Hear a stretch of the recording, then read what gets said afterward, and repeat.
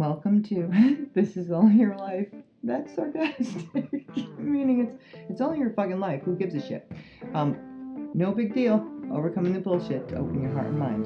With Janice Corsano and Holly Corsano.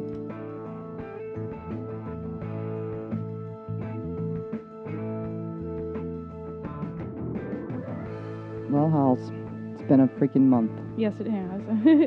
And a lot's happened in a month. Yep. Very true. This July has been an intense emotional month, just in general. I would think that most people noticed it because that's what the eclipses were for, because they were in Cancer, which is a very emotional, intuitive, the mother sign of the zodiac, and also the sign that is the most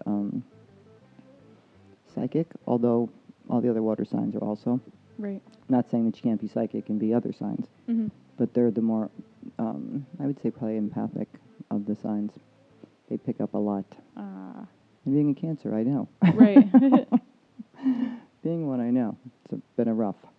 And you've been busy on a movie, so we haven't been able to podcast. Yep. And I have been doing all the hours. You've been doing all the hours, and I've been doing all the hours in other things. So we've been a little bit busy, but now we're going into, now that we just came out of the Cancer season and those eclipses. Eclipses last for 6 months, though. They don't actually just do a full moon and a new moon when they happen. The eclipses in, I think it was July 2nd. June. Yeah, July 2nd and the 16th were the eclipses. But I don't think most people realize that eclipses are not just like a regular full moon or a regular new moon. And then we had the first new moon at the end of July. And now we're going into... What do you mean by that? The first new moon in the new year. In the galactic year? Yeah, in the galactic year, which started, I think, July 26th or something. Gotcha. That is bringing us more into the feminine energy now. Right. That we haven't been in for thousands upon thousands of years, which is bringing up a lot of stuff. We're trying to balance the masculine and feminine energies. So if everyone's been feeling, exhausted, if they've been feeling a lot of anger and a lot of purging, that's part of this. All this old stuff needs to go, all this old perceptions, the way that we see things, and start to see things from a totally different place. So, and I've been noticing that, my things are hitting me, so hard in the last, month or two. Yeah, that's been part of what this is. Super big. Super big. Yeah. And the amount of things that people are experiencing, I don't know, any people that could say that they remember a time when it's been this intense, as far as it's staying. You know what I mean? It'll be one thing after another thing after another thing, and we're just full. We're we just can't. Don't. It's don't talk to me. I can't do anymore. I can't talk about it. Limits. Yeah. We're just so maxed overwhelmed. Out. We're maxed to the. And then we're getting so much more sensitive because the vibration is getting so much higher. And then we had the Lionsgate portal open, which is, I think that started opening on the 26th too, when we went into the new galactic year, which that portal is also a big portal for bringing in, and it happens every year, but this year is a little bit different because we're changing into a new galactic whole, feminine energy versus masculine energy, which we've been in for, I've heard some people say 13,000 years, but I always hear it as 26,000 years, so maybe we did it for 2 cycles, but it's a long, long time. So that being the case, there's so much more stuff that's coming through as the feminine energy is starting to just really start to push in.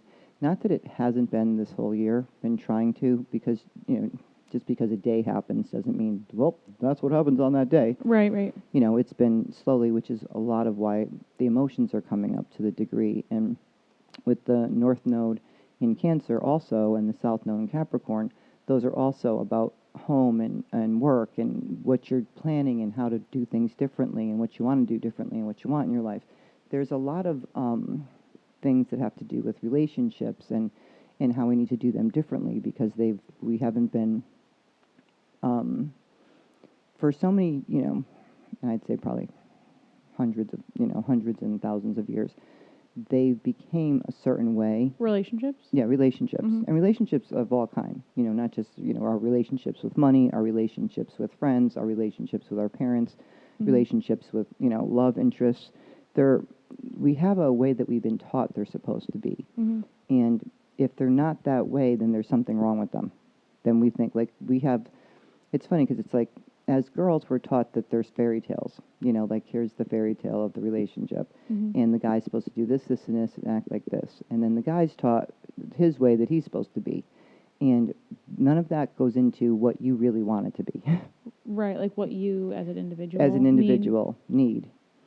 And if it's not working that way, then it makes you feel like you're doing something wrong or there's something wrong with you. I mean, like, if you don't want a relationship just like a relationship's supposed to be, in the quote, air quotes, air quotes, and say you do a little bit different type of relationship, or you don't feel like it has to be that way, or you, mostly actually we feel like it has to be that way, and when it's not that way, we feel very hurt that it's not the way we want it to be, that we're doing it wrong, that there's something wrong with us, that we suck at them, but we're not really looking at the programs and beliefs we've learned about them. And what we're trying to get out of is that perception that that's how they have to be, and start to understand us and what we really want, and then be able to be individuals, like your masculine and feminine, be balanced.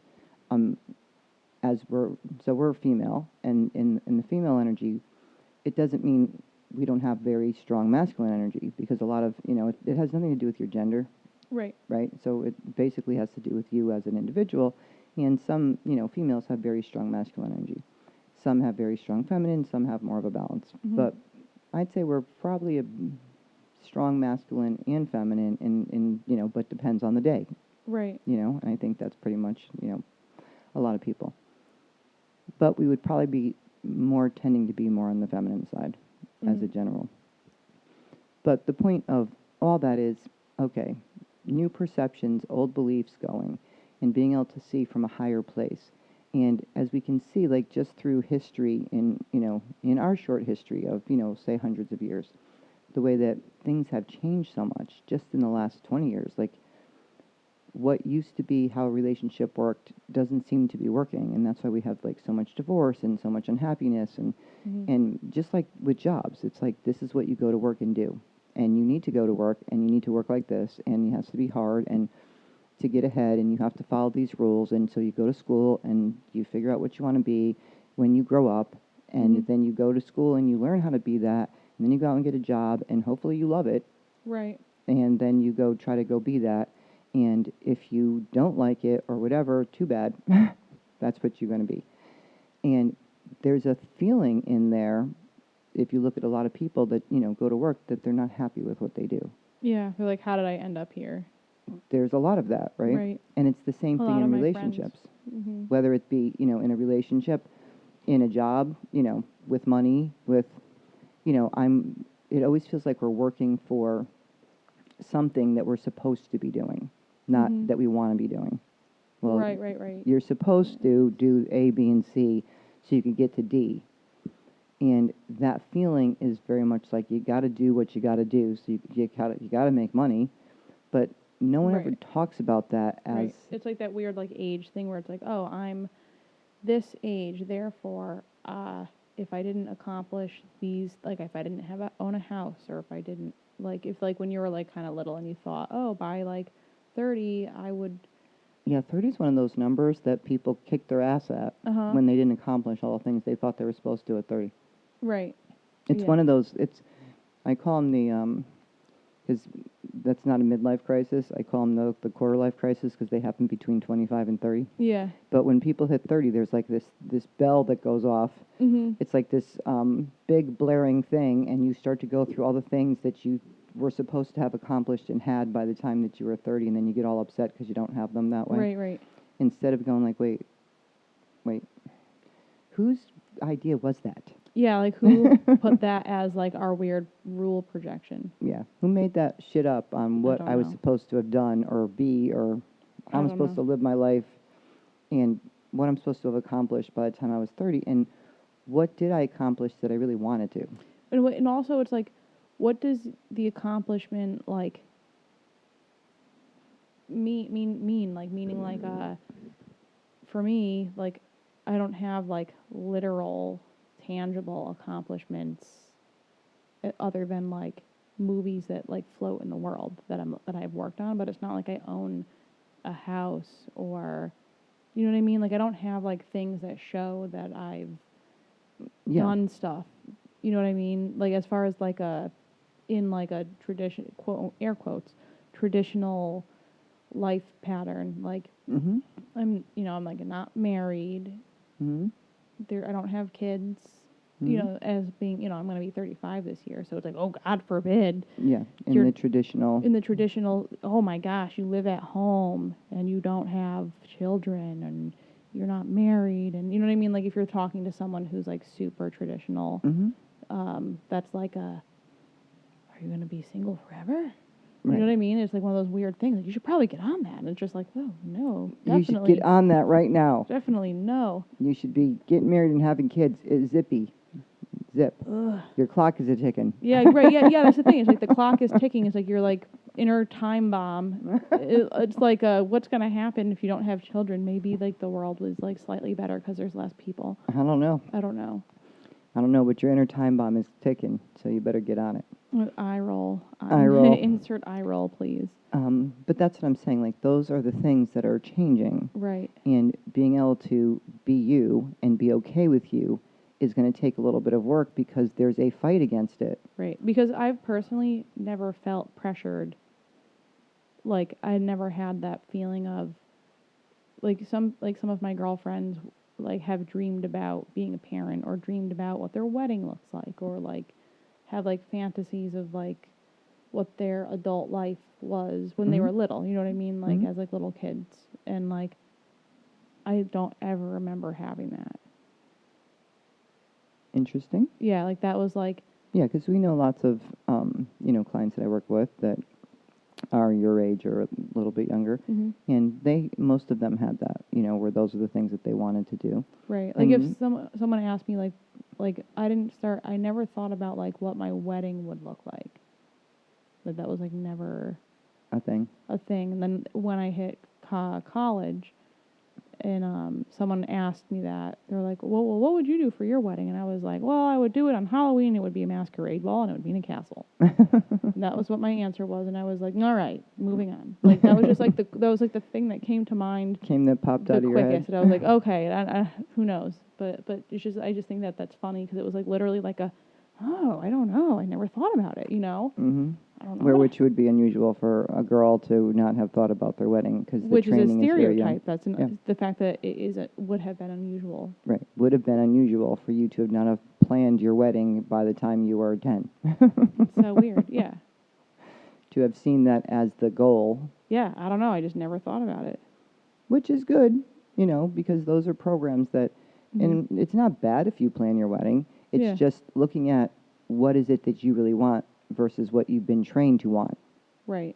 Like, is that something that's very high on your list, that you get married and have a wedding that looks like A, B, and C, because that's so important to you. Right. Now, if it's important to you, totally different. But if it's important to you because it's authentic, meaning authentically you, like, that's something that's different. That's totally different. Right. Like, for me, an important part, like, for me, like I care less about the actual, like, wedding itself and more about, like, the team that you create with a person.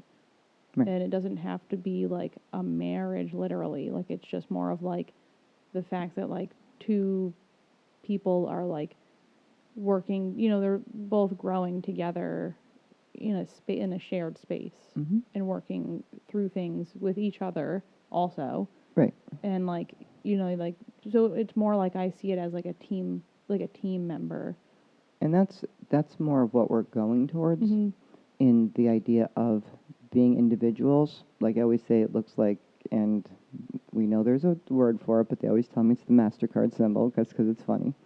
you know, the MasterCard symbol where there's one round circle and another round circle that overlaps in the A middle. Venn diagram? Yeah, I know. I was Venn like, when you said diagram. a MasterCard symbol, I thought you were talking about those what's it called? The tarot cards? No. I think I was like, what are you talking about? No, the MasterCard symbol, It's which a is a Venn Venn diagram. diagram. I know, but I don't ever remember that on purpose. Like, they Oh. always show me the MasterCard symbol because So, it's on MasterCard. and what is it that they're showing this to you for? It's the MasterCard symbol in the Venn diagram is a round circle, a whole being, Yep. and another round circle, whole being, that overlaps. Yep. And So in that two overlap, partners right, two partners that have overlap, an overlapping partnership that they share. right, which is their relationship. Mhm. But they're still Yes. whole beings. Correct.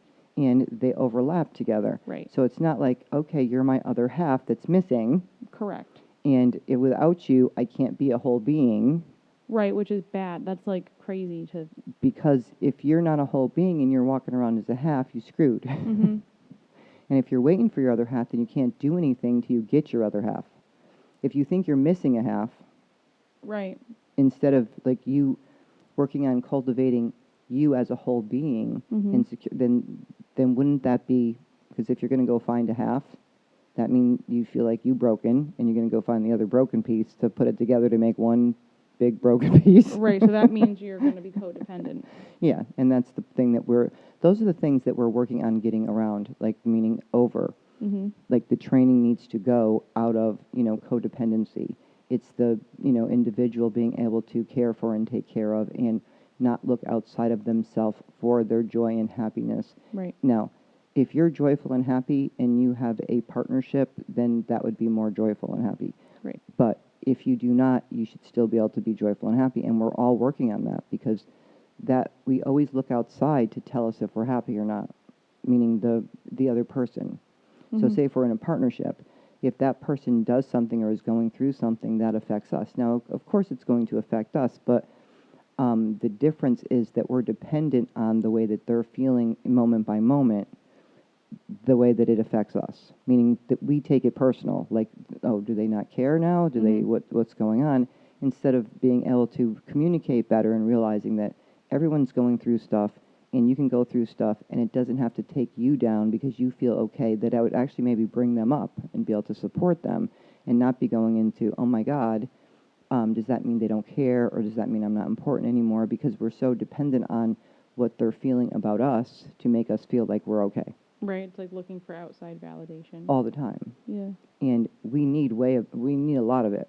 It's funny because you could get validation at, like say 8:30 in the morning, and then by lunchtime, could be not even, by coffee break, you need more. It's like, well, because you could talk yourself out of it. Well, they did say, hey, good morning, hope you have a good day, love ya. And by 10:30, you could be like, well, they probably just said that because they feel like they have to say that, and and by 10:30, you got yourself talked into, well, they don't really mean that. They're just saying that because they think I want to hear that, because otherwise I'll be a bitch and pain in the ass up, be like saying like, you didn't even say good morning to me. Right. So, you know what? I'll just say good morning to her just to... So now that's a story we're making up in our head, right? Correct. Because we all make up stories. You have no idea if the person didn't tell you. Right. Like, oh, here's a dumb story I made up in my head just recently. So, I made a friend on set, and their last day was the day before yesterday, and I had sent them a message being like, hey, like after we all like left for the day, I sent them a message being like, hey, what's your Instagram? This is like such a weird like thing that I caught myself being like having like the pattern. So I had messaged them at night after we all got home. It was like late. It was probably like 2 o'clock or something that we like got home, right? So it was like, oh, what's your Instagram? And then that person has their like read receipts on, like how I do. So because I like to do that. So I saw that they didn't see it for a long time, and then my first thought was, this is where my brain goes. Everyone's. Well, no, it's two different yours. things. My first thought was, did they fall asleep driving? Is everything okay? Like, because I get, because it's late. So then first paranoid comes in, where I'm just like, because everyone was so exhausted. tired. Yep. Yeah, we this had job you've been on is all these crazy exhausting. overnights, all these things, and this person had like a 3-hour drive. So it was just like, okay, I know they're not going to check their phone because I literally just asked them this when we like left. So, so then it was like a panic, like hope people don't fall asleep. And then,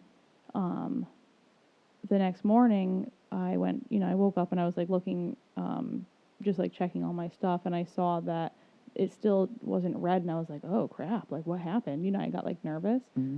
And then, and I was like, oh, and then it like dawned on me that like, then it was funny. It was like, oh, I wonder if they're like I wonder like what they're doing, like are they ignoring this? What's going on? And then I looked at my Instagram, and then I saw that they had followed me, even though they hadn't seen it yet in the text message, which is funny because it was like my brain made up like did something happen, like are they okay, like did they fall asleep, like it was like telling like all these stories just based on the fact that You knew you were tired, you knew you had a 3-hour ride, and that they hadn't read it yet. Right. So we could see how that line of thought would go. Right. But the idea that we go right there because worst case scenario, like my brain was just like, oh my God, like I hope they got home okay. And that's not uncommon because the idea of somebody being exhausted, and it's like you do it from your own experience. So your own experience about you driving 3 hours, being that tired, what would that feel like? We go from what our experience is, not from someone else's. Right. Yeah. So you wouldn't certainly go, well, they usually drive 3 hours when they're exhausted and they're fine. Right. It would then, and then when I checked my Instagram and I saw they had followed me, and it was within like a time that they would have already gotten home by, I was like, oh, okay. Yeah, now I know they're safe. Now I know that they got home, even though I hadn't talked to them. It's just the fact that like I saw. Yeah, you saw that. That it was like. So then you could relax. Yeah. So it's just like, okay. Like, but it's funny how like. But we do tend to do that from our own experience. Yeah. And because of situations that we've been in and things that have happened with us or experienced. And that's me personally, because I always get car nervous. Right. That's what I'm saying. Yeah. Because of your experience. Right. And because of the things that happened with the family and in us, then that would be something that, and we could see, like, we don't go by today. We go by, every day is not a new day. Right. Every day is a new day of our programs playing and hitting our buttons or like, and scaring us. For example, like, there was like a car accident on the Merritt, I don't know, sometime like the other week, and it was when I was like talking to one of my friends, and I knew that he was planning on riding his motorcycle, and his mom lives in that area, and that's where his bike lives, at his mom's house.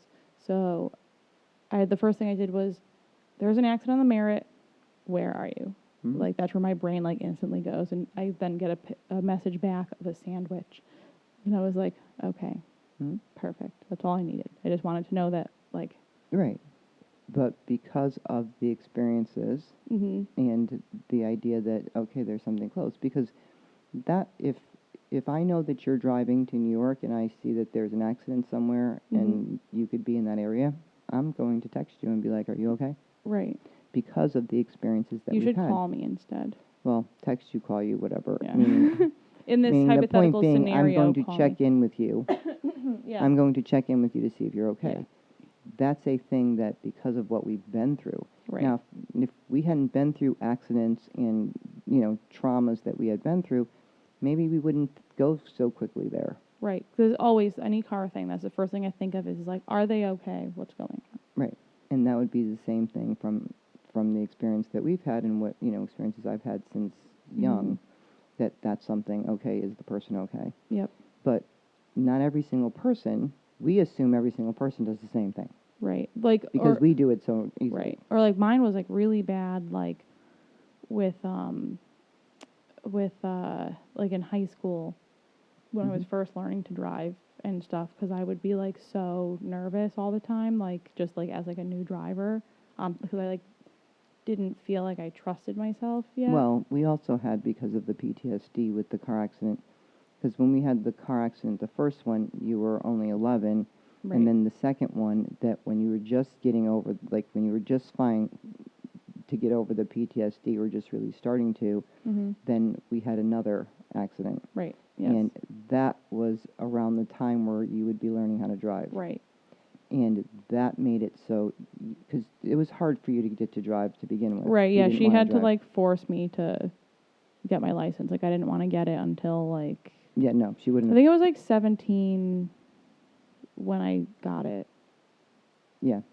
I had to force you. Yeah. I had to kind of push. But I knew that you needed to, and I knew that you needed to get over that, and that it was going to be very important. And with that other accident, it, basically, the thing that you just started to trust again to go on the road and to be okay was basically thrown out the window in 5.2 seconds when that other accident because we were in happened. the second one, like, a couple years after, and then it just, like, cemented the fact that, like, oh, actually, Yeah, 'cause you it was aren't like 5 safe years in the after. car. Yeah, And it's like... just when you were just starting to feel like you could be safe, when we talk about, like, the setups of things, Right. just when you're starting to be like, okay, well, I think we could be safe, I think I'm okay, I think we're safe, and then have another accident, Right. and also another bad one, you're like, okay. Especially as, like, a little kid, because you don't have, like, much life to compare and contrast, like, things to. Right. You know what I mean? Like, you haven't had, like...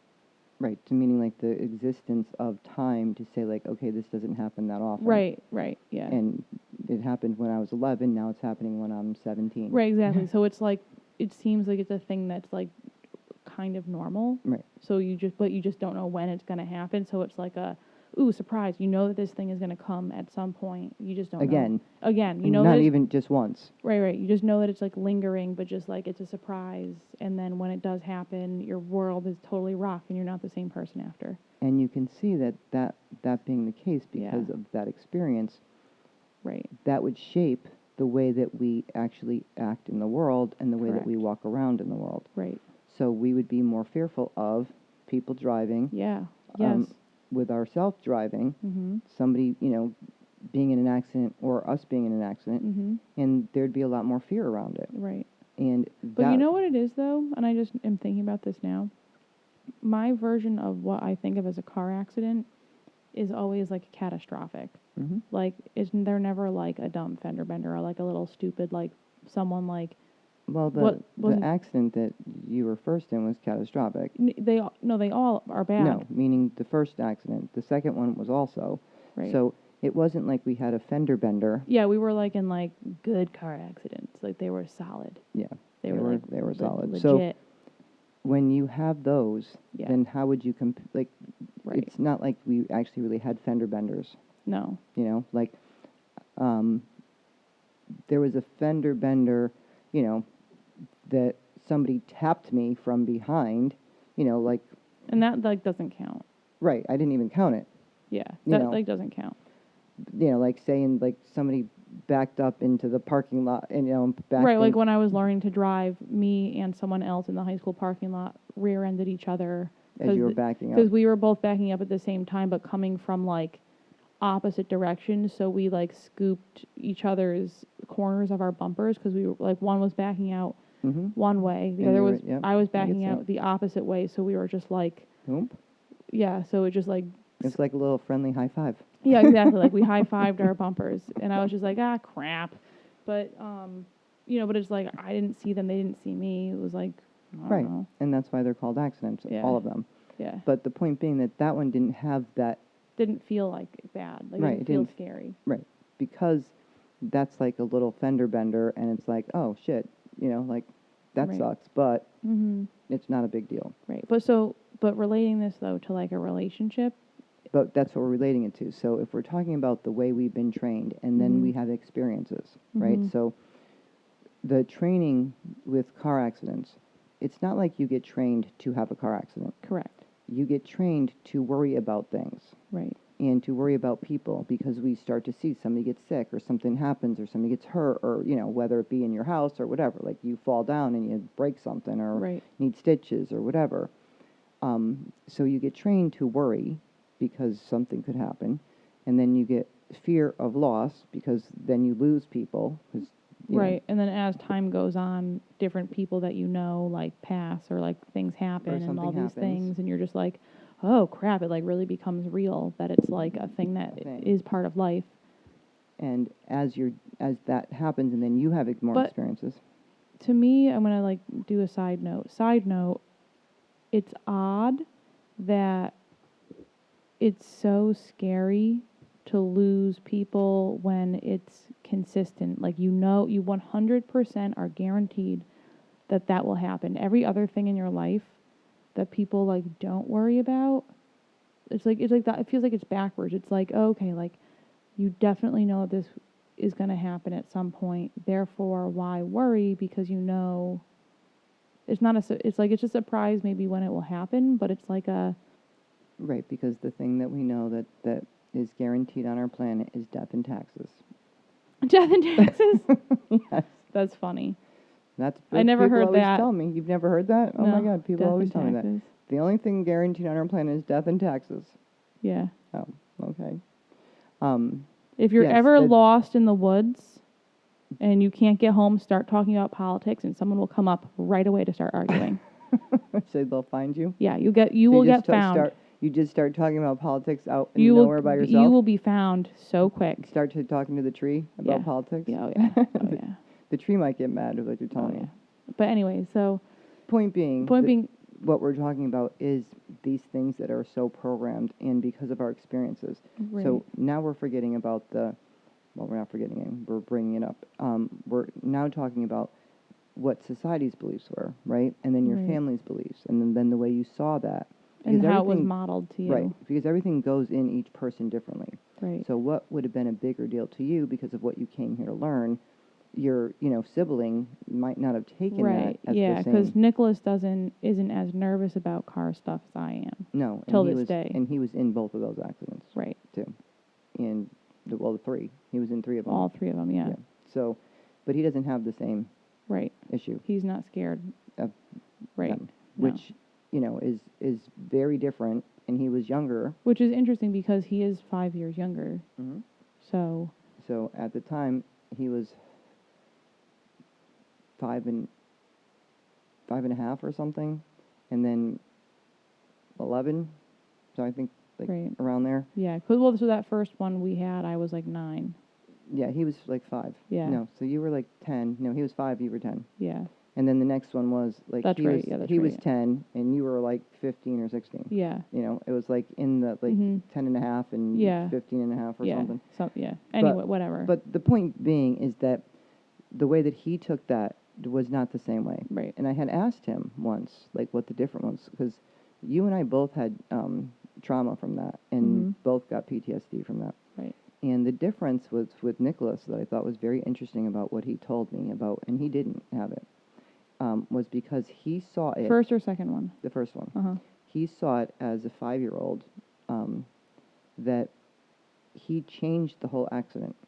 And he changed the accident and made us be in a big truck. Mm-hmm. So when we got hit, that we had a big truck and that the person hit us in a little tiny, like a little toy car. Ah. I Because feel like he- I do because he remember you telling me Told this like me years how and years he ago. Yeah. how he changed it in his Yeah. head. So Yeah. he changed it pretty quickly, as if, well, no, we were in a big truck and they were in a little tiny. So he unanchored it Mhm. naturally without knowing that he was doing that. Interesting. Yeah. That's So- very cool. So some people have the ability to do that, or that's also because maybe of his age too.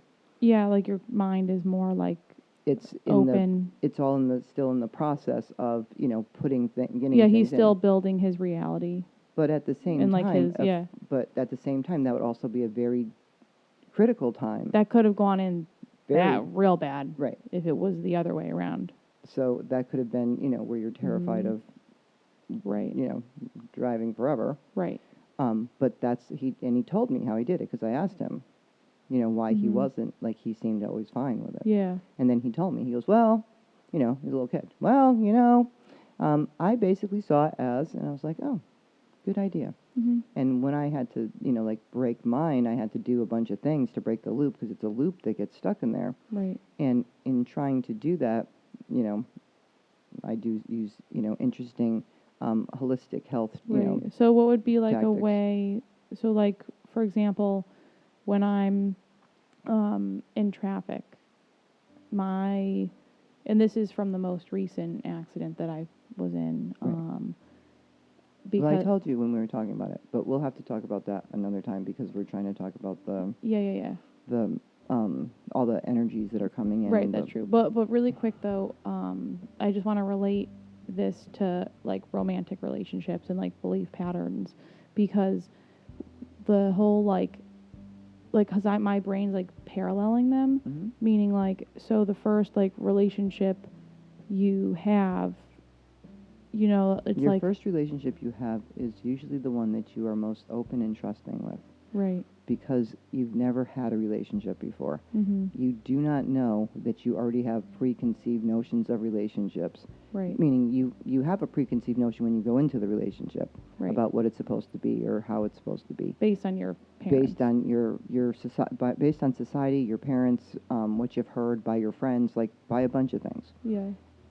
Mainly your system of society that you live in and Mhm. your family. Yeah. But what's interesting about it is that you're the most open then because you haven't gotten hurt yet. Right. So you have a very open heart and you're very open, and so you love very easily. Mhm. And when you do that and then something happens and you get hurt, what Mhm. you learn very quickly is not to trust, not realizing that you had already learned that a long time before. I see. Mhm. Because the first thing that we tend to be taught as very young kids is you can't trust anyone. Don't trust anyone. Don't Don't talk to talk strangers, to strangers. yeah. Don't. And also, you can't trust other people. The only ones you can trust are your family. Well, the only ones Right. that can hurt you are your family. When you're little, yeah, because it's like they yell at you because you did something, and then you get like in trouble, and And it's not even just being yelled at. It's the idea that the only people that can hurt us are people we're close to. Meaning, like, we don't take everyone else as serious if we're you don't take people you don't know's crap as seriously. as serious. Yeah. You know, as you would your family. So you Right. get your feelings hurt very much so Right. if your parent tells you that you're a loser versus Right. if some stranger looks at you and go, you're a loser. Yeah, you'd be like, you don't know me from like a freaking like flower in the ground. What the hell do you know? But you know what I'm saying? Like, Right. but when that gets programmed into you, and especially from people who are supposed to love you, it's like I always said, like if you tell your child that they're ugly as a parent, Oh God. that goes in very Yeah. strongly. If you tell your child that they're beautiful as a parent, that doesn't go in. Because they go, well, they're supposed to. I'm their kid. Right, right. Of course my parents would think I'm great. Right. Of course my parents They're would think I'm supposed to. They're beautiful. supposed to think I'm great. They're my parents. But if you tell them that they're not great and they're ugly, that goes in way more. That's so messed up. Now, we work like in a weird way. That's so silly. The fact that we don't believe that when our parents say that we're beautiful or that, you know, we're talented or that we, you know, have this wonderful... Oh, they're obligated to tell us Yes. these things as their because child. they're our parent. That's funny. But if we tell our kids something else, like, well, you suck at math. Because you're not obligated to be a jerk. Mm-hmm. Although there are people that You're are supposed to, as parents, supposed love to, your air kids quotes, unconditionally. supposed to, yeah. Supposed to. Love your kids unconditionally so that everything they do is great, which is actually not true. Right. I mean, like, if you go around telling your kid everything they do is great, the kid ain't going to believe you anyway. Yeah. They're going to be like, all right. But, of course, you love your child unconditionally, and you think that they're beautiful, and you think that they do things, you know, and most of them are doing things. Mm-hmm. And is there things that they're not good at? Yeah, just like you are. Mm-hmm. But it's not like you're putting them down for them. You're helping them to boost, you know, as a parent, you're hopefully helping them to boost and those that's up. okay. And It's always okay. right. But what I'm saying is the idea that if somebody gets told a real negative thing that they believe, like, which is in like the way that we look, you're beautiful versus you're ugly, as a parent, because you're the parent, that kid will take the ugly and be like, if my own parents think then I'm really ugly. Right. My own parents don't love me. So the whole idea about learning trust, you know, we learn not to trust people. So now we're in our home and in our family, and we're getting our feelings hurt left and freaking right. Right. And then we go, okay, without even realizing this, then we go, okay, now go out in the world and make some friends. Well, without realizing, our subconscious already knows not to trust people and that they Right. can hurt us or we can get hurt. So then you go out and trust somebody. Mm-hmm. And what happens? Then you get hurt. Right. And then you're like, oh, like... But it's funny, though, because it's not like the person is necessarily trying to hurt you. Unless you're like... No, we're not talking about people trying to hurt you. Yeah, but we're it's just talking like about on accident. our experience. Yeah. And because even in your home, most of the time people aren't trying to hurt you. They're not trying to be mean. You just like took it personal. Some people are. Yeah. You know, I mean, depends on, you know, you could have a... That's true. It depends like on the situation, what's happening, whatever. But a lot of times we get hurt because we took it that way. We took it when that's not what they meant. But now we go out into, you know, have our first love relationship, and our hearts are very open, and that's the time that our heart is the most open to somebody else, and we're got all those love feelings, and we're attracted to the person, and we're excited, and everything is great, and then in a short time, you know, that phase starts to fade, and then you get that like honeymoon phase, as they call it. Yeah. Starts to fade, and then you start to see the real person and your differences and the things, and then they say stuff that hurts your feelings, or you feel like they don't want to be around you, or they're feeling like you don't want to be around them. What's going on? What's wrong? And then you start getting hurt. You start getting your feelings hurt, and that hurts. That first one, if you truly love somebody, hurts so bad that you start closing your heart because you can't stand it. It's so painful that you're like, I can't ever do this again. Once you survive it, instead of looking at it as a survival, you know, something that I survived, you look at it as something I don't ever want to do. Like most people look at it as the thing without realizing it subconsciously, that it's in your head like, that is the scariest thing, that my heart is so vulnerable that I don't ever want to be that vulnerable again. So then here's a question. Is this feeling associated with the fact that your inner happiness isn't coming from you and you're looking for outside validation? Yes. Because that's the first thing that came to my mind is like, because like if I like really love somebody, whether or not they're being a dummy, I love them. Right. And that's the difference, right? Right. The difference would say that if they don't want to be with me, right? If like, they change their mind and don't want to be with me, and I'm still good with me, right, then it might not break my heart because I know that I will be okay regardless. right. It will break my heart to some degree, meaning I wanted to be with that person. It makes you sad. Right. It that makes that's you not sad. what is happening. Right. But the difference would be we become codependent on that person for our happiness. Right. And it's that person. Instead of we're independent on our happiness, and that person, of course, we're going to miss them and would, you know, love them to have been the person, but we can start to reconcile that in the idea that, well, if it's not the person, then okay, there's another person. Right. That's probably maybe a better person. Right. It's like the universe is like saying, hey, like this, it's like more of like that whole like highest and greatest good thing. So it's like trust. Right. Learning to trust in the universe and that it's trying to lead you in your experiences that you also set up in contracts and things that you are here to experience. Right. But that's a hard one when you're in a relationship, and we're very taught that this is how it works, and that when you love somebody, that means that you're supposed to be with them forever. Right. That there's a forever in there. Right. Well, so here's the thing, like, so for example, like Xavier, dated for like 5 years or something, long time. So we don't work well as a couple. We work. You work well. We work well we work very well in a friendship. Yeah. And so he's not going anywhere in my friendship. Do you know what I mean? Like it's like a solid. Right. You know what I mean? And I can like, it's like I like unconditionally love him even though he's a dummy.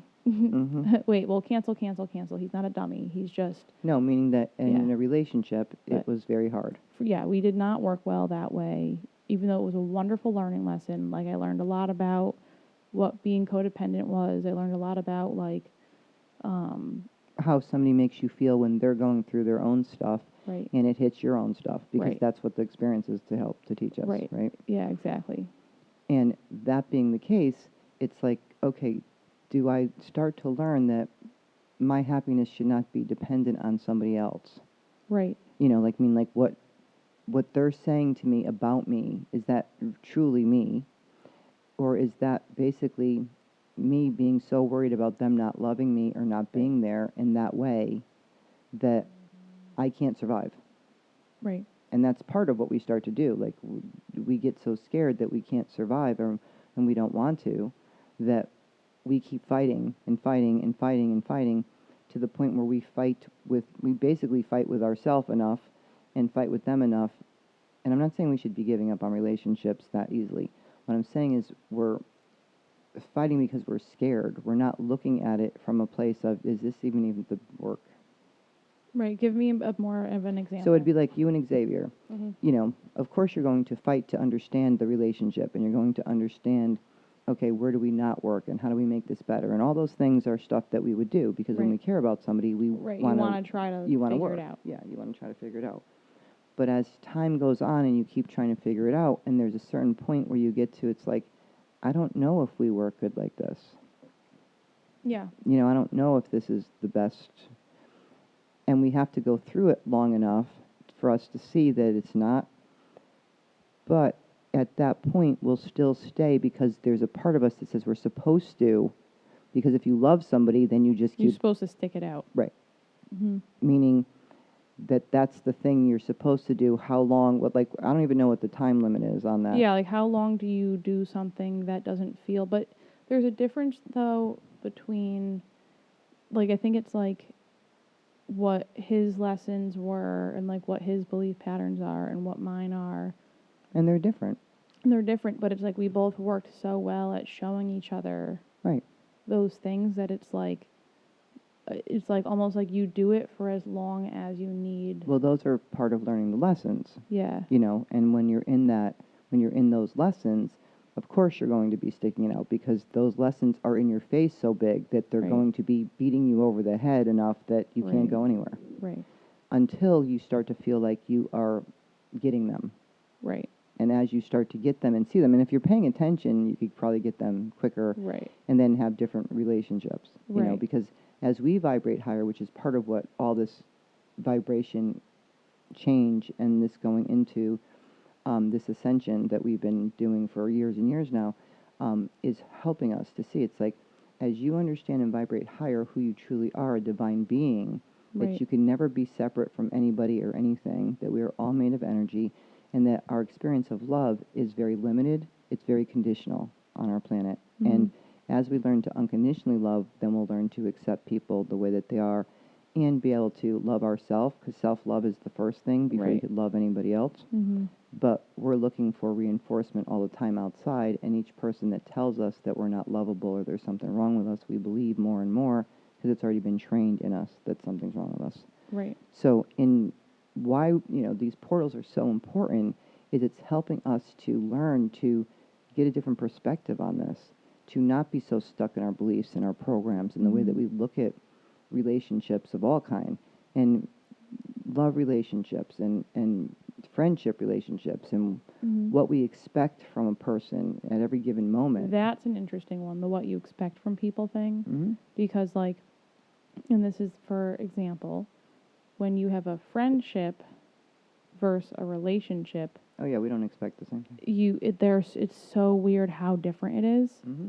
Because although I do have certain quote. Well, we have certain boundaries we should set up and stuff. Right. But we don't have the same expectation for a friend as we do for a relationship. Right. Because they don't have And it's weird, it's not that it doesn't have as much weight, and it's not that it's not as important, it's just for some reason... We give it a whole nother level of... Yeah, it's just a different thing. So it's if one of my girlfriends doesn't text me back for a long time and we're in the middle of a conversation, all of a sudden she just stops replying. Mm-hmm. My brain doesn't automatically go to, something must happen and she must not like me. No. You know what I mean? Or oh my God, did they just find a new friend that they're interested in talking to more than me? You know what I mean? Right. That would not be the way that my brain would never do that. Because you know your friend, and you know that your friend is probably doing something, and that she probably just got busy and can't be with her phone. Which is interesting about how we're trained in relationships. Right. About exactly what we're talking about. Whereas if I'm talking to someone, and this is not you. This is everybody. This is everyone. Yeah.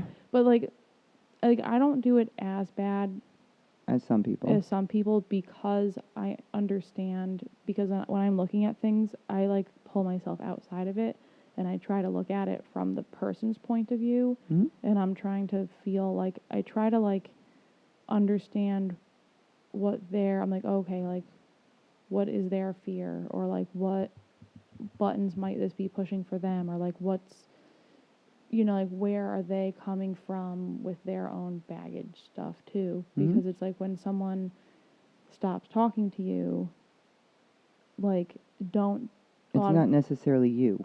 Yeah, right. That's what my point is like That can trigger something in them that scares them, so Right. they back up, or right. and Right. maybe they can't do it, not because they don't like you, actually because they do like you, and that Right. scares them. Right. Wherever they are at that time, Mhm. that doesn't mean they can't do it later. That doesn't mean, but it can mean they can't, but we don't know. Yeah. But everything, when we have those experiences, we tend to take them as that's how they are. Like, meaning, we'll start labeling, if we have enough of those, we'll start labeling ourselves as something wrong with us. Like, people just don't like us, or For people. example, like, okay, so like here's another, I'm going to use myself again because it's like the easiest thing I could think of because I don't know anyone else's. But for a pattern that like I'll see is I tend to like to date people that I can help, Mm-hmm. which I don't like in my awake mind, in my conscious mind, I don't think that they need help. Right? You know what I mean? Like, But subconsciously, it's right. and that also has a tendency to be something that people who are empathic do, because we can feel the pain in somebody else and not realize that we tend to be attracted to helping people. So that pain, and there's an attraction in the person, Right. and that pain that we feel from them, we feel like we can help them, and that also is attractive to be able to try to help somebody. Right. Which is one of the things that as an empath we're learning to not do, because our job isn't to try to fix somebody, and if we're always being attracted to, it's also that codependent and that feeling that love, and if the person, there's a lot to it, like it's not just one layer, but if that person needs help and they're not getting the help, meaning like we can't fix them, nobody can fix anybody. Right, they're Somebody not has seeking it on their right, own. if they're not trying to get that. And that's the person that we're attracted to without realizing that there's more to it within us. Right. And especially empathic people. It's also a lot of ways that we would end up with narcissistic people, or people, because there's a feeling of something being broken and that you can fix them. Mm-hmm. So there's now the average person can do that too, meaning like we would feel safer with somebody that may need help, because that person would need you more, and we have a thing about, if we are needed, we want people to need us. Right. In the wrong way, in the codependent way, because if they really need us, then they're not going anywhere. Right. Which is also the way we learned about love, in that, that's a codependent. It's like, all right, if they really need us, then they're not going to leave us. Instead of it being like, well, a healthy needing, right, meaning like we help each other, we're there for each other, we need each other. Right, like the thing that I would like is like that partnership that I was talking about. And I think most of us would really like that. Right. But we got so many of these old things Right. about the way they work, and feel so unsafe in ourselves,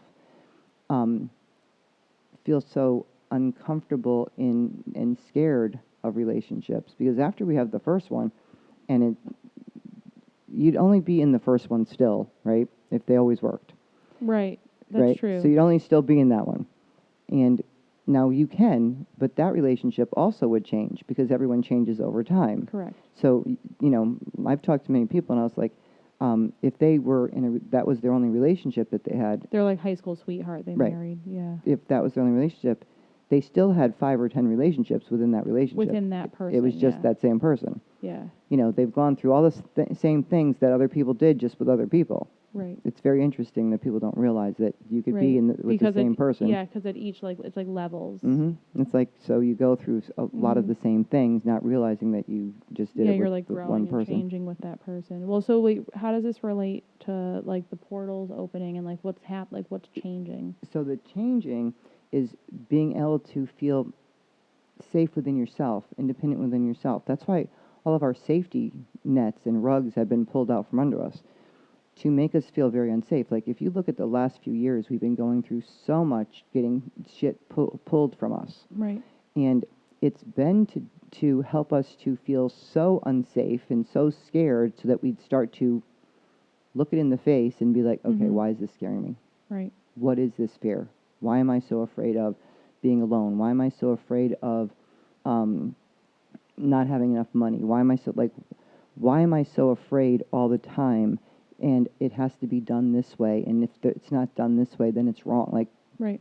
That's why there's so much of our safety that got pulled out from underneath us. Right. It like has to be big enough for you to realize that it's a thing. Right.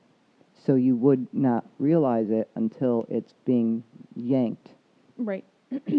Just how much you relied on that and just how important that was. And without that, you can't move. You're paralyzed because that's the thing that made you feel safe. So when that goes, it's like pulling a bunch of them, because it wasn't one. It was like one got pulled after another. So a relationship got pulled, and then your job got pulled, and then this got pulled, and then your debt and credit card, and then something happened with your car, and then it just went. Like a bunch of life stuff. Big life stuff just started happening, and it was like those things that made you feel safe, and whatever the thing was that made you feel safer seemed to get pulled out. Right.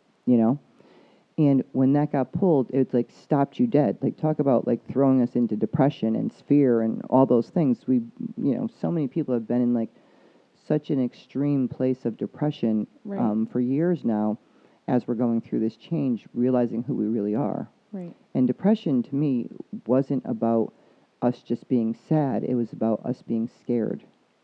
Because the idea to me is we weren't on our right path. We weren't following the path yet. And when we're on our right path, as we're getting on our path, and as we tend to get on it more, that we start to feel happier.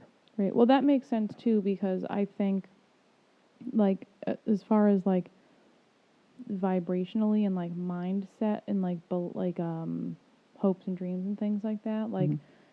You're sending out a certain frequency when you're sad versus you're sending out a certain frequency when you're happy. So, like, if your frequency of, like, okay, my dream is to be, like, a famous musician, and you're only playing bar gigs, like, after a certain time, you're going to kind of feel bummed, But then when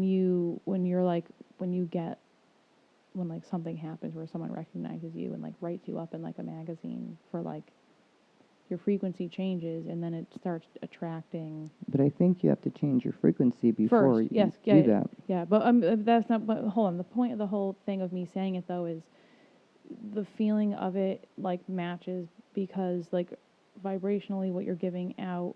Right, you get back. Yeah, because it feels a certain way. When you put it out, it's going to attract the thing back at a similar vibration. So that's why I'm saying, like, when we don't feel good enough about us, and when we don't feel loving towards us, then what we're putting out to attract love would be less than we'd get what we feel like we deserve. Right. Instead of the love that we feel we deserve, because we're giving ourselves that love. Right. So us learning how to give ourselves love, then putting out that vibration as we just walk around, then that attracts a higher vibration love. Right. And that's what we're learning. So that's why all these safety nets have been pulled out. And now as we're going into this portal and why it's opening. And which is this portal? The 8-8 Lionsgate portal. As, because there's a bunch of them. But this one is also another big one. And it happens every year, but this one has extra oomph in it because of it's got so much energy behind it for these last 4 years of bringing us to a whole nother level. And this one is trying to push us through so that we can actually see more from a different perspective, from a new place now, that we are safe, that we are connected, that we are divine beings, that we can create, that we've been creating, and how. And here's a different perspective, and here's the old programs that you've been playing by, and to be able to heal them and to understand something better so that you actually are loving yourself more and learning how to do that, because that's not a taught thing. That's meaning we're taught to not. To not love yourself. To not love yourself. Or take care of yourself. Right. That's the last thing. If something has to go, it's the first thing that goes on our list. Right, is the thing you put in your the schedule thing you for put yourself. in to take care of yourself. But what's interesting, we've been taught to take care of other people and to be in service for other people. Mm-hmm. And to be in service is truly what we do. But if we didn't learn how to be in service to ourselves, what do we got to give after a little while? Except for then we get resentment, and then we get aggravated all the time that no one's giving back to us. And you're depleted. Right, because you have nothing to give. That's what I'm Yeah. saying. Like, if you're giving so much without giving to yourself, Right. but then we're looking outside for people to give to us. Right, that's what I was thinking was like, because we're giving so much, we need people, because we're not giving to ourselves to replenish, we're like almost like relying on other people to replenish us. Right. Which is not ideal. Which is not ideal, because if those people don't, yeah, then that's how we feel resentful, because right. we're saying, I gave this to you, so you need to give that back to me. Right. And they don't even know what it was you gave, because honestly, if you do that all the time, they think that's just you normally. Yeah. They don't know you just did 150%. They just think you did what you would normally be doing. Right, like if you like did like a massive favor and you went super out of your way and like Mm-hmm. rearranged. But you just did it naturally. Yeah. They wouldn't know that you did a massive favor and went out of your way and broke your back and rearranged your whole day to do that. You didn't Right. tell them. How the hell would they know? Right, it's true. So then you'd be like, do you have any, like, so if you ask them, could you, grab me this? And they're like, no, I'm not going to be able to stop at the store. You're like, are you fucking kidding? Yeah, you're like, I just like moved my whole schedule around so I could help you like move your couch, Right. into your new apartment, and like, what the hell, what do you mean you can't just like pick me up this thing when you go to the store? What? Right. And they're like, well, I didn't tell you to rearrange your schedule around to move my couch. And Right. We're thinking, what do you mean? Because as a friend and somebody who cares, of course I'd try. Mm-hmm. Oh, so they wouldn't know that, though. They wouldn't know that you they're do all not that. in your head. It's Right. that And you just showed up. But we just assume that they would know that we would go out of our way because we love them. And Right. that they would go out of their way for us. Right. And when they don't, and when they start to say, well, no, I wouldn't do that, we either accept them for that's just the way they are, Mm-hmm. and go like, okay, well, then I won't go out my way. Like, the exchange is off. The energy exchange has to feel the same. Right. So it's like, okay, I'm not going to super rearrange my schedule to help them again next time because I know that they wouldn't do that for me. But that's not fair, though, because then it's like No, expecting. you have to not be doing that for the wrong reason. Meaning, Right. like, exactly. you're doing that. If you want to rearrange your schedule and do that, and we should be doing this in general, Mm-hmm. you're doing it because you want to. Right. Not expecting anything in return. Right. So here's a really silly example. Like, if I let someone borrow something from me, Mm-hmm. I don't always expect to get it back. Like, it's like, hey, I'm going to trust you with this, like, piece of makeup. Borrow it, use it.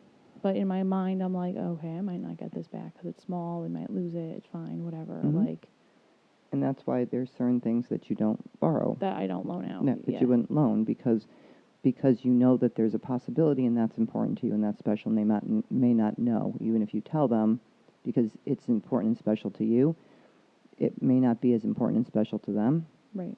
So you're like, you know what, this one I won't. Right. Because I'm not sure that I want to lose this.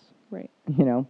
And that's perfectly fine. That's what we're saying. Like, you can't be resentful of losing it if you're giving it out to begin with. Yeah. And at the same time, the expectation that we have of somebody feeling the same way about it as we do, how would they even know? And if we tell them, they still might not know. Right. Meaning the feeling is that strong, then we shouldn't be doing it. Right. So it's, as you start to see like the change of the way that we start to understand and do relationships, and the way that we look at them will be different. And as it's starting to become different, it's like, wait, let me learn how to take care of me. Let me learn how to give me what I need, and stop looking outside to you to give me it. And I'm not saying we're not going to give to each other. I'm saying we're going to give way more to each other, Right. actually, from this. because we'll have so much more to give. We won't be resentful of it. We won't be thinking that, well, I did this for you and you didn't do this for me. And we would then be picking people in the vibration that would match ours as Right. the giver that you are. They'd be givers, totally different but you'd be accepting people the way they are.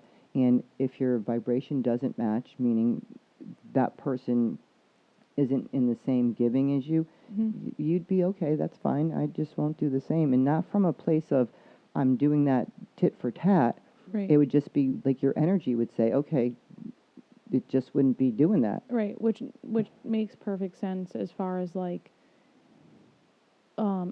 like the friendship, like, so this is like going back to like that whole like friendship connection versus relationship connection and having it feel like imbalanced, you know, where it's like, okay, like my friend, it's like the energy feels the same. It's like if she didn't get back to me, Right.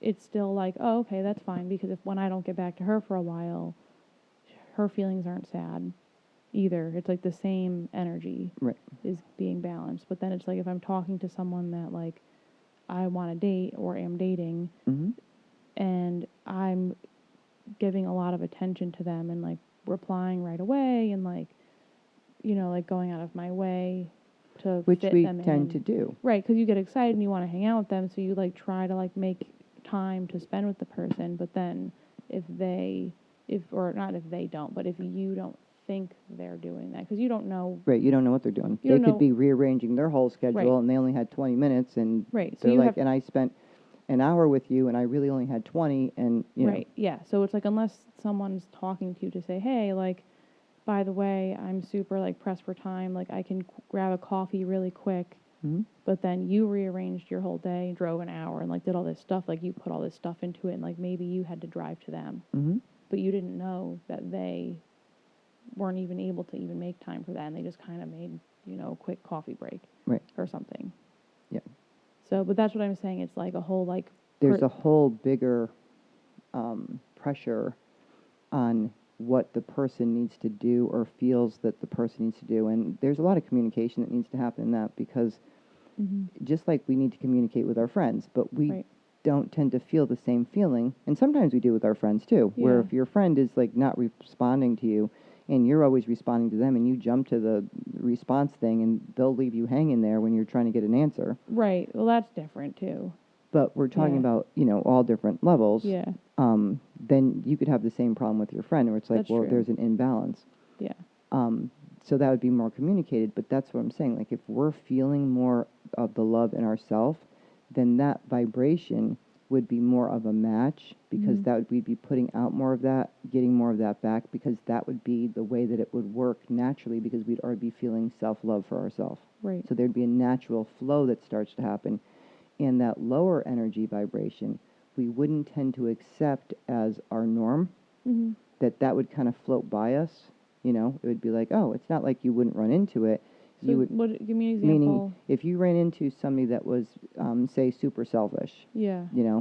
and that wasn't giving or open or, really cared about, that you might meet them and, talk to them and, might have a connection with them and get to talk to them for a little while. But there'd be something that'd be off in the vibration that you'd feel pretty quickly, because you're in a vibration where it would be like you could kind of go by them with the energy. You still might talk to them.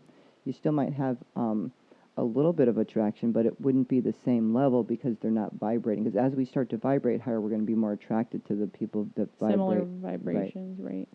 So we're meeting like the doors are opening up for us to be able to... Like your soul tribe is coming in. Right. Your soul tribe is able to be recognized more so. And that the other ones are falling away, like the other people. So that's why there's a lot of people that are going out of our life at this point, and there's a bunch of new people coming in. We might not have met the new people yet. Right. But we might be missing the old people, because meaning like a bunch of people left, and we're like, well, I don't feel, where's my people? Yeah. No, interesting. Because we're in the process of these big changes, but at the same time, you need to take the time to fill that up and fill your own cup. Right. So those new people can't come in till your cup's full. Right. So it's like trying to fill your cup up and take care of you, and before they can come in.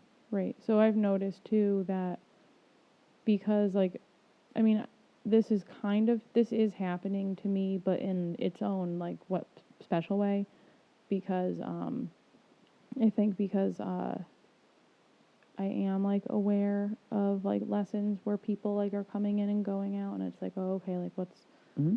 going on with this. But as you were like talking about that, the thing that popped into my mind was, as people fall away, it's opening up space to have alone time, which is actually, by alone time, I mean not time to be bored. Right. I mean like actually time to like, in the way that you would hang out with someone that you love when you make space for them. Right, to hang out with you, who you love, who you're working on loving, Right. to make space for you. Right. So at first it's like scary and you like repel the idea of like, oh my God, like this person just canceled on me. Who do I fill this like void with? Like I have a free Tuesday night that I thought I was going to get dinner with so-and-so. And then now I don't have anything to do. What do I do? Yep. You know, and it's like, And then you feel lonely and you feel like no one cares and you feel like there's no one else to, instead of it being like, wait a minute, that might be a blessing because now I get to spend it with me. Because how do we get to know ourselves if we don't spend any time with ourselves? right. So like, what do you do as far as, so now that, so because I've been experiencing this a lot and I have friends that are like, you know, because I talk to my friends a lot about this stuff, it's like they get it.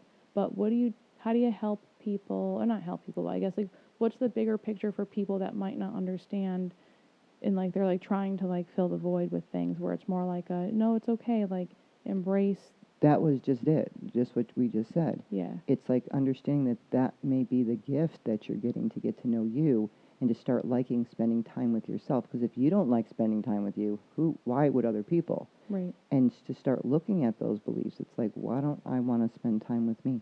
Right. And why isn't it don't you want to okay? spend time with you? Yeah. Why isn't it okay that I have time on a Tuesday night to just be with me? And what would I do with me? Like, Right. where would I like to take myself? Right. Because no one said you have to go with somebody else every single day.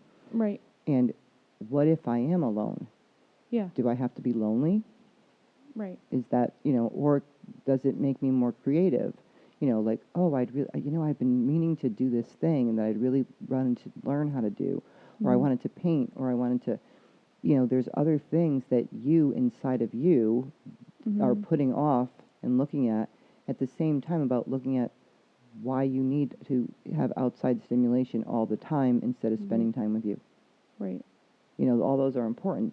So it's a good time to journal. It's a good time to write down. It's like, okay, so if somebody's going to be there and I'm alone on Tuesday and I really wanted to because I need to fill that void, that's the time that you sit there and write what you're feeling. Really write it out.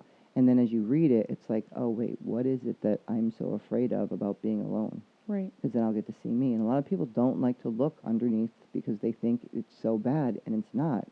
We made it so bad. Those are not true. Those are what we've been taught to believe, and then we continue to prove that they're true because we can make anything true. So what do you mean, like, so bad? Meaning, when we look inside and we think that there's something wrong with us and people won't love us and that this is broken and we're fucked up, that's horrible to us. It just makes us feel worse. It's like, see, no one will love me. Look at these fucked up things about me. Instead of realizing that they're not necessarily that fucked up. Right. It's like everyone has something. Right, and that you're making them bigger because you're doing it.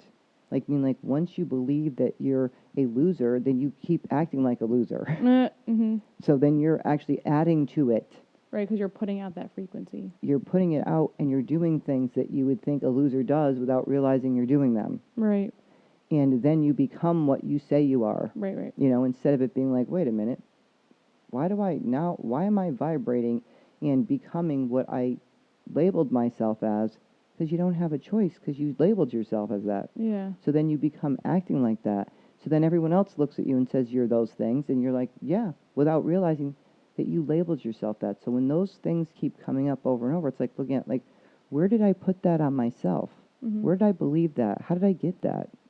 Because no one said that that's true, except for me now. It's like being picked on and being bullied when you're a child. and them telling you that you're a loser and that no one likes you, and that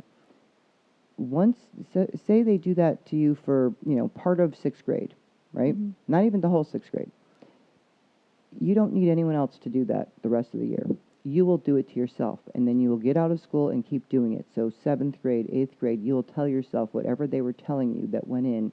So now that is part of your own dialogue that you say to yourself, and that you'll become what you've been, if you take it that personally, and a lot of people do, because bullying is a group, usually more than one person, Right. or one person that does the bullying and the other people, what's the word? Go along with it. Yeah. It's like going along with. So it's like one person may be doing it, and the person that's being bullied doesn't realize that maybe everyone else is afraid to say something because they're afraid of the bully. Right. So we would just take it as then everyone else believes that too. So, being told you're ugly or you're fat or you're this or you're that or you're weird or whatever, now you tell yourself that. Mhm. And the more that you tell yourself that, you become that. Even if your weirdness was not weird at all. Right, right. I mean, like, I don't know what weirdness is, but, like, because you look different and wear different clothes than them, don't make you weird. Right. It makes you unique, and everyone's unique. Mhm. And you're not supposed to be a cookie cutter of everyone else. Right. But we've been taught you should be, instead Right. of you wouldn't be. That would make no sense. It just makes no sense to me. It's like, so All flowers are different. they are. All And they're trees all in the beautiful. woods are different. Exactly. Be like the trees. But the point of that is, as we go through these portals and, you start to get to know yourself, spend time getting to know yourself, be in nature, because nature is very helpful. It's a way that helps uplift your energy. Learn how to meditate. Do exercises that, we give you on here, like the breathing exercise, just so you can calm your mind, Mhm. because there's so many thoughts that are going through, and we're hearing so many thoughts from other people, just so you can calm your mind and calm your emotions, so that you can just get a little bit clear and grounded and balanced, so you could be like, okay, how do I really feel? What do I really want? Mhm. What's important to me? What makes me feel good about me? And do more of that. Right. What makes me, how I love somebody else, how do I do that for me? And that's part of the thing that we're learning and starting, being pushed to do more of. And that's why we got so many things taken away and so much stress in our face, so that we can actually break those molds of this is, because if like anything, if it's not hard enough, if it don't hit us enough, we ain't changing shit. Right. That's very true. So, we've been getting hit and hit and hit and hit, going like, okay, we're breaking. It's like breaking. It looks like a statue, Mhm. and we're inside the statue. Right. It's like breaking the mold that we've been told that we are when we weren't, Mhm. and letting us out. And now we're out. We're starting to come out, and we don't know what to do yet. Yeah. Because we're so exhausted from the journey of breaking the statue. Mhm. That there's pieces of the statue still left, but they can fall off at any time. Yeah. But we're so tired, and they showed it to me like this the other day, which I thought was very interesting.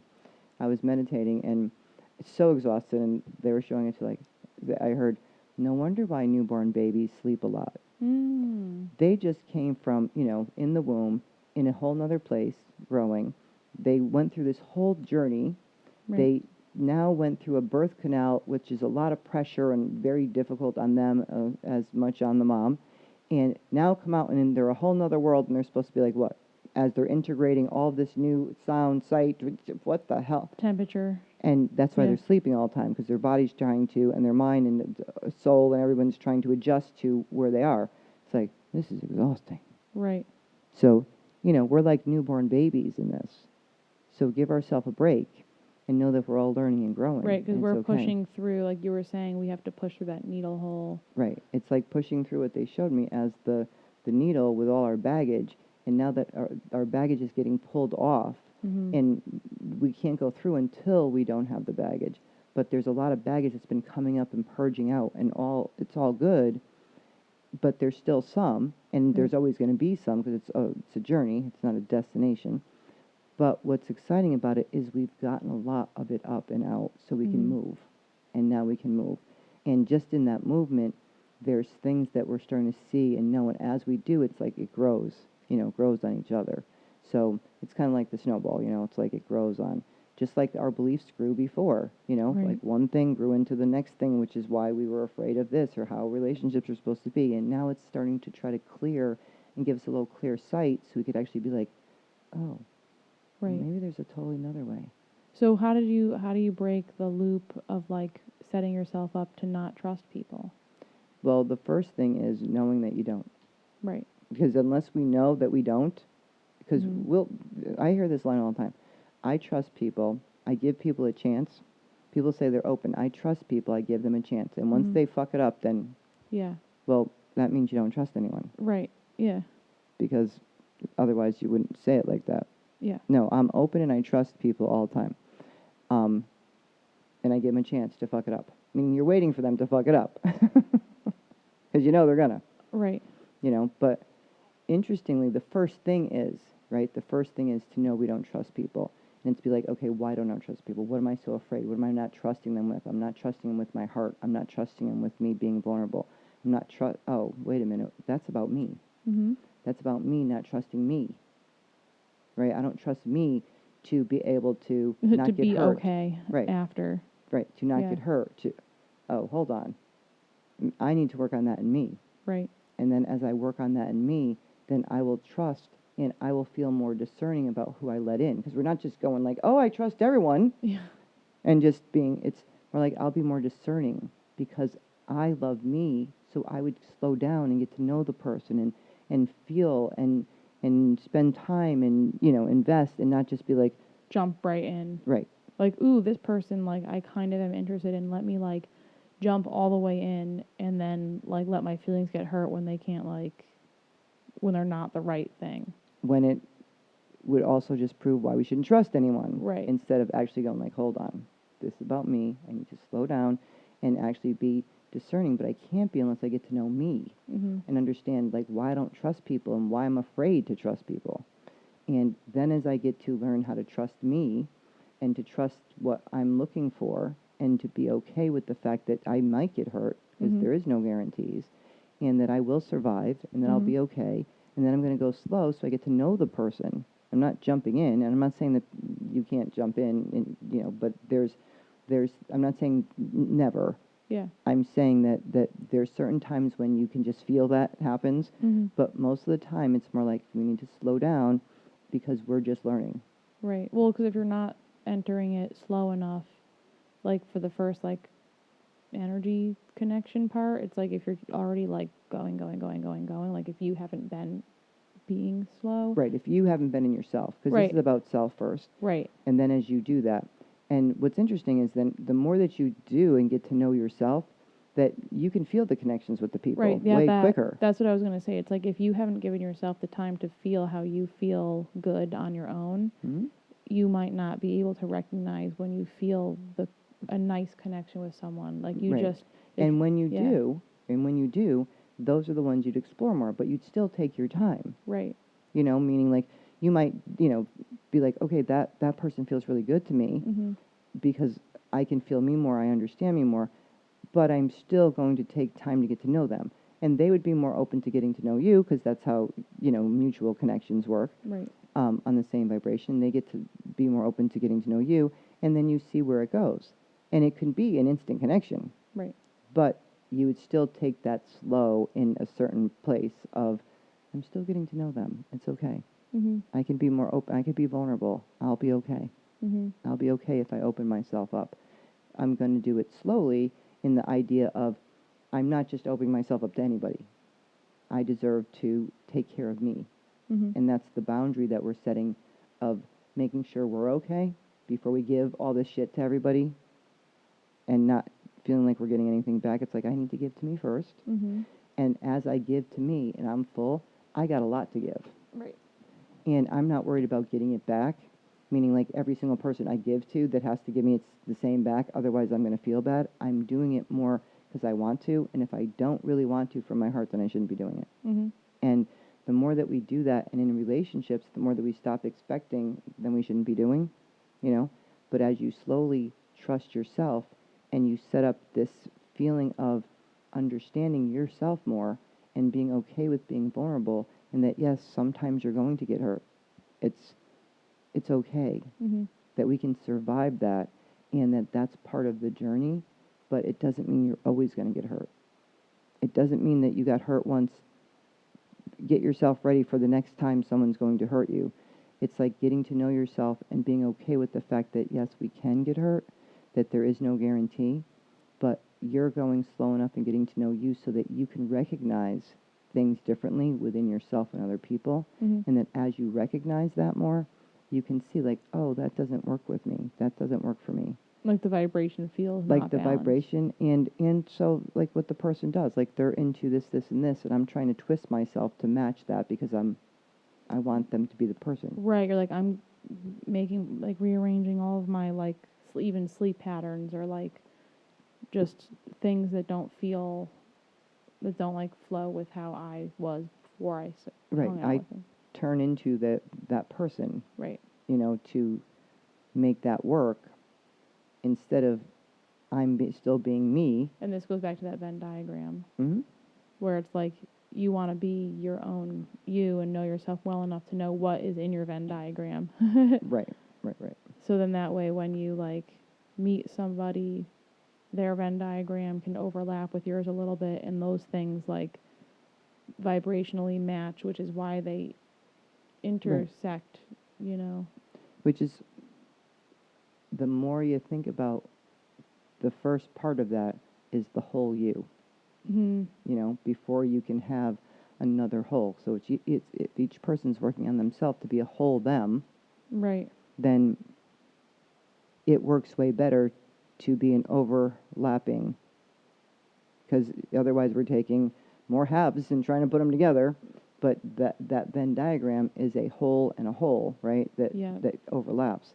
So our job as the individual in having the spiritual experience is to know that we're never separate, to know that we are love, and that we deserve love, and that we need to give that to ourselves, and then we attract it in a higher vibration. That us understanding our beliefs about what we've been taught is totally wrong, and we've been doing things in a way we've been trained, not ever looking, not ever questioning, not ever saying, does that even work? This doesn't even feel good to me. Yeah. Like, why am I doing this? And then we're working on changing it from there, because we're going to have a lot of things that are changing, and we need to be slow and steady and realize that it's okay, and that all these things are getting tested because they need to be changed. They've been broken for a long, long, long time. And on that note, wow, we've been doing this for an hour and a half, so we're getting an extra long podcast because we haven't been on. Because we had so much to talk about. What are we naming this?